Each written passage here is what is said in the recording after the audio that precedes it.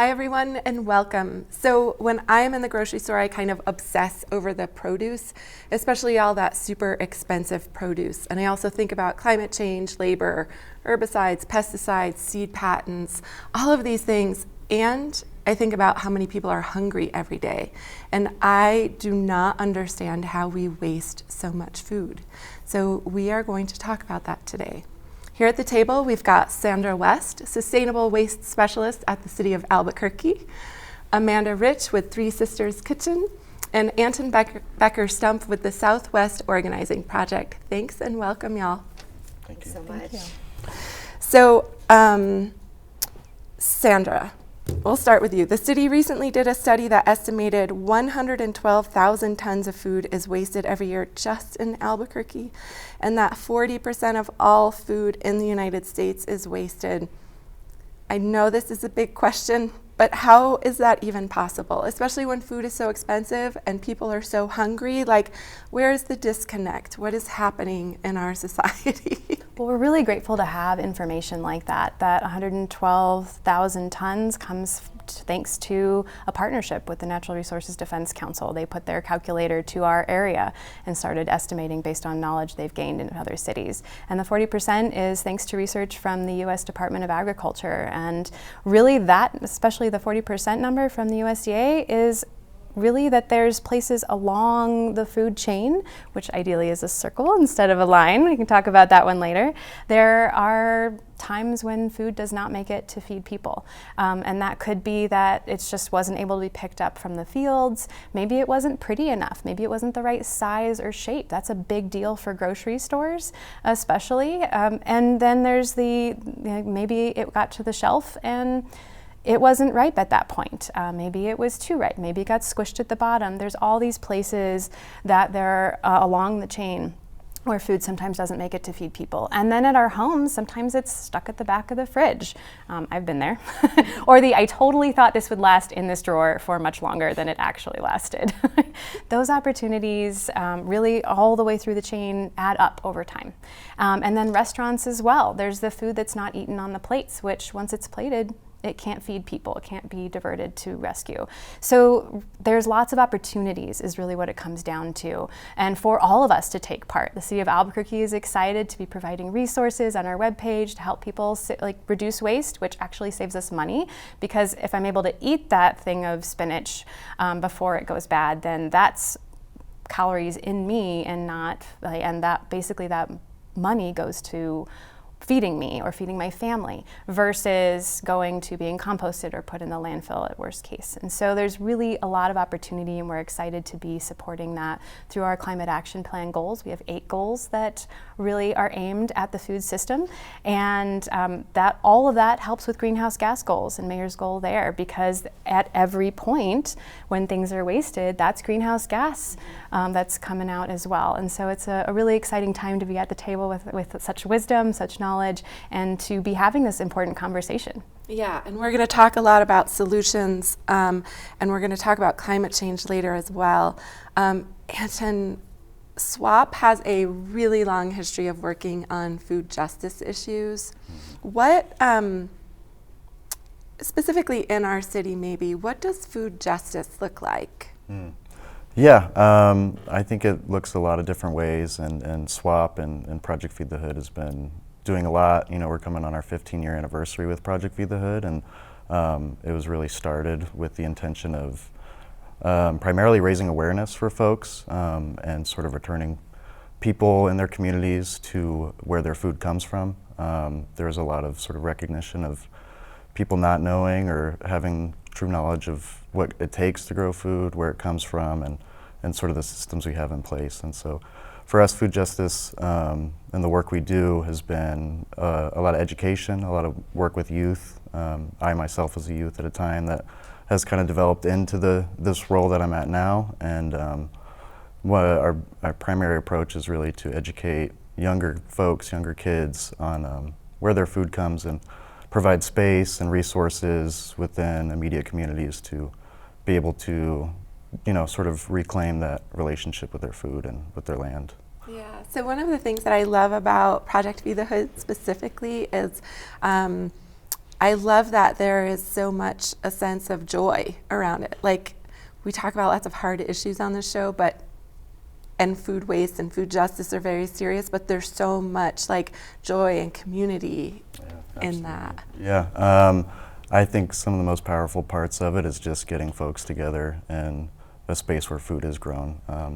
I think the work and the message kind of speaks for itself when you have people collectively collaborating on sustaining themselves and each other. Yeah.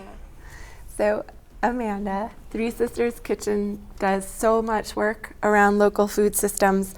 I know that this question will seem really obvious, but what's the harm of food waste? Like, who is harmed? Yeah, well, I think that, as Sandra alluded to, on every step of the process, right, we are losing nutrients that could be in the bellies of our community. And also, if it ends up in the landfill, we're creating incredible amounts of methane gas that's contributing to climate change. I think that, previous to Three Sisters Kitchen, I was a farmer. I ran a community-supported agriculture project and learning center. And one thing that I noticed in that small-scale farming is that we had almost zero waste, and that was because we were a community gathered around a farm. And so there really was an opportunity for food preservation on every level, or redistribution to folks in the neighborhood who we know would use the food. I think that once the food leaves the farm and then goes into, the industrial machine that is large-scale production for products, there's a certain amount of waste because items don't fit the standard. Either they're not, pretty enough for the grocery store shelves, or they won't be cut into a pickle in the correct manner, and so those pieces are tossed. So there's an opportunity there. I think especially in the culture that we're living in, today, there's a lot of consumerism where we're, maybe it's at the level of management where procurement isn't tight enough, and so the food's getting wasted on the back end of a restaurant, or maybe it's in a grocery store setting where people are purchasing things that they don't end up eating. But I think that we can't really talk about food justice and food insecurity without really looking at the bigger systemic problem, right? We're in a situation right now with a huge wealth disparity and a housing crisis, and people don't always have access to fresh foods, or to be able to cook fresh foods, or to be able to purchase fresh foods. And I think that's where at Three Sisters Kitchen we're looking at that food access piece, but also the economic justice piece, and how can we bring our community up collectively so that we can not only access all of this food. Through our Refresh program, for example, we're purchasing food from local farmers and we're giving it to our community members. Partners like Southwest Organizing Project and Centro Savila and Together for Brothers, they're identifying families that are food insecure, and we're creating the system of gathering those food from local growers and distributing it to community members.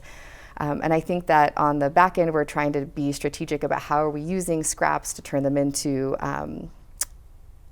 to broth or to things like that. And then we're also piloting this project with the city and at Explora to think about waste and really consciously thinking about our packaging and how how our purchases are affecting this larger system. But I think that this whole conversation really has to be couched in this larger issue of economic justice, because as we know, it's not a matter of not enough food, it's a matter of food distribution. Yeah. So Sandra, I wanted to go back to the city study. Looking at that study, where are the biggest problems? Is it grocery stores, big box stores? Like, who's wasting all this food? Great question. And thanks to the NRDC, they found that the two biggest contributors to food waste in our metro area are estimated to be residents and then restaurants and caterers, kind of lumped into one category. And that can be kind of surprising, especially when we often think about grocery stores being such big contributors to food waste. And so we took that information, and we're really excited to be doing a food scrap pilot with Three Sisters Kitchen to understand the concessions level. They have a concessions at Explora. of food waste diversion and prevention. And we have a larger commercial scale kitchen that does 1,100 meals a day. And so we really get the understanding at two very different scales of what does that look like? What does it cost? What does it mean in terms of the processes? What's doable and still maintaining food safety? And so we're excited to be diverting items to be composted at both of those sites and learning a lot from them on about tools we can use for helping restaurants and caterers, as well as what the next steps could be and what opportunities we have there. And this is where, for the resident side, we're really excited about really expanding our website with tools, and NRDC has been a great help there. Some of my favorite tool on the website right now, which is cabq.gov/foodwaste, no spaces, is the refrigerator demystified. It's got a fun diagram, and I referred to the whole losing something at the back of the fridge earlier. This is a really great tool for figuring out where in the fridge to put things to really have the best shelf life for them once you bring them home, because not all of us shop and are able to prep all of those items that day, and that's totally reasonable. And so that's really helped me change how I put things in the fridge. And then there's lots of easy things that are very low lifts, like having a little tray in the fridge that's the eat me first. So if you find something like, oh, that's going bad, put that in the space where everybody in the household knows easily, like that's what we need to eat first before it goes bad. And there's also an excellent spring and summer produce storage guide that is very detailed based on like each of the main items that we are coming off of the fields at this time and how to best store them and how much shelf life you should expect when you bring home. So there's lots of great opportunities for us all to save money and help out with that piece. And so we're really excited about those side of things. And grocery stores, we're really excited revisiting that one. One of the reasons that they're likely not as huge a contributors is that they are a central location, especially those bigger stores. And we were able to talk to Roadrunner Food Bank, and they are doing a great job at pulling items from those bigger places to redistribute them. And so we're really excited to have both the organizations at the table and other organizations in the metro area doing this work. Great. All right, we have to take a quick break and we will be right back.